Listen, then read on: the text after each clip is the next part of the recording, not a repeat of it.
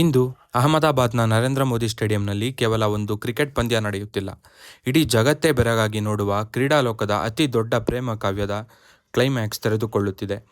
RCB ಎಂದರೆ ಬರೀ 11 ಜನ ಆಟಗಾರರ ತಂಡವಲ್ಲ, ಅದೊಂದು ಎಮೋಷನ್. ಜಗತ್ತಿನ ಯಾವುದೇ ಮೂಲೆಯಲ್ಲಿ ಮೈದಾನವಿದ್ದರೂ ಅಲ್ಲಿ RCB ಜರ್ಸಿ ಧರಿಸಿದ ಒಬ್ಬ ಅಭಿಮಾನಿ ಆದರೂ ಇದ್ದೇ ಇರುತ್ತಾನೆ. 17 ವರ್ಷಗಳ ಕಾಲ ಟ್ರೋಫಿ ಇಲ್ಲದಿದ್ದಾಗಲೂ, ಜಗತ್ತೇ ಹೀಯಾಳಿಸಿದಾಗಲೂ ಈ ಸಲ ಕಪ್ ನಮ್ಮದೇ ಎಂದು ಗಂಟಲು ಹರಿಯುವಂತೆ ಕೂಗಿದ ಜಗತ್ತಿನ ಏಕೈಕ ನಿಷ್ಠಾವಂತ ಸೈನ್ಯ ನಮ್ಮದು. ಕಳೆದ ವರ್ಷ ಆ ನಂಬಿಕೆಗೆ ಜಯ ಸಿಕ್ಕಿ ಮೊದಲ ಬಾರಿ ಕಪ್ ಗೆದ್ದಾಗ ಇಡೀ ಬೆಂಗಳೂರು ಕಣ್ಣೀರಿಟ್ಟಿತು.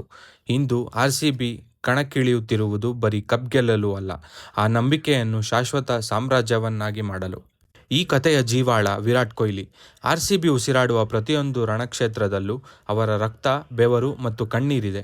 18 ವರ್ಷಗಳಿಂದ ಒಂದೇ ತಂಡಕ್ಕಾಗಿ ತನ್ನ ಸರ್ವಸ್ವವನ್ನು ಧಾರೆ ಎರೆದಿರುವ ವಿರಾಟ್, ಇಂದು ನಾಯಕತ್ವದ ಕಿರೀಟವಿಲ್ಲದಿದ್ದರೂ ಈ ಸಾಮ್ರಾಜ್ಯದ ಚಿರಂಜೀವಿ ಅರಸ.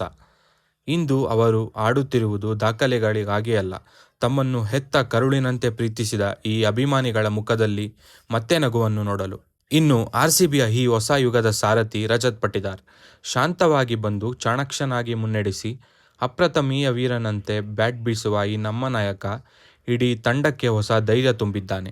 ಮೊನ್ನೆ ಕ್ವಾಲಿಫೈಯರ್ ಒಂದರಲ್ಲಿ ಕೇವಲ 33 ಎಸೆತಗಳಲ್ಲಿ ಅಜೇಯ 93 ರನ್ ಸಿಡಿಸಿ ಇಡೀ ಗುಜರಾತ್ ತಂಡವನ್ನೇ ಧೂಳಿಪಟ ಮಾಡಿದಾಗ ಸ್ವತಃ ಕಿಂಗ್ ಕೊಹ್ಲಿ ಅವರೇ ತಲೆಬಾಗಿ ಗೌರವಿಸಿದ್ದರು.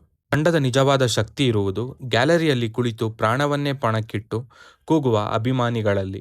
RCB ಅಭಿಮಾನಿ ಎಂದರೆ ಬರೀ ಗೆದ್ದಾಗ ಸಂಭ್ರಮಿಸುವನಲ್ಲ, ಸೋತಾಗ ಹೆಗಲು ಕೊಟ್ಟು ಅವಮಾನಗಳನ್ನು ನುಂಗಿ ಮರುದಿನವೇ ಮತ್ತೆ ಅದೇ ಕೆಂಪು ಜರ್ಸಿ ತೊಟ್ಟು ನಮ್ಮ ಹುಡುಗರು ಗೆದ್ದೇ ಗೆಲ್ತಾರೆ ಎಂದು ಸಾರುವ ಧೀರ.